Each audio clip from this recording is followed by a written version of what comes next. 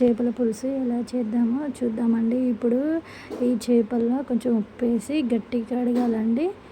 ఉప్పు వేస్తేనే కొంచెం నీసు పోతుంది.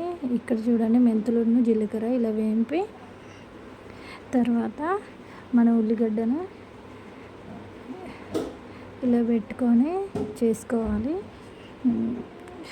ఇలా చేశాక దీన్ని మనం కింద తీసేసి అది పేస్ట్ చేసుకొని ఇందులో వేసుకోవాలి. ఉప్పు, కారం, అల్లం వెల్లుల్లి పేస్టు, పసుపు వేసి చేసుకోవాలండి. ఇందులో ఆయిల్ పోయొద్దు, ఎందుకంటే ఆయిల్ పోస్తే అది పట్టేసుకోదు ఇవి మనం కలిపేవన్నీ.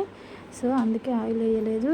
ఇక్కడ కడాయి పెట్టుకొని అందులో మళ్ళీ ఇంత జీలకర్ర, మెంతులు వేసి ఉల్లిగడ్డ కోసి కరివేపాకు వేసి అలా చేసుకోవాలి పోపుకి. ఇక్కడ చూడండి, ఇక్కడ ఇలా చింతపండు ఇలా పిసికి ఇలా పోసుకోవాలి. ఇక్కడ చూడండి,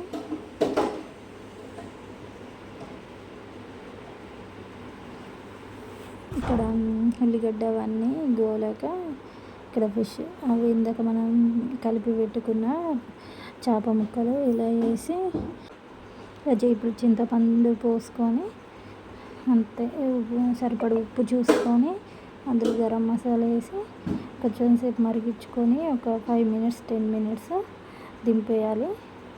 అంతే అండి. Please share, subscribe, bell button click చేయండి. Thank you.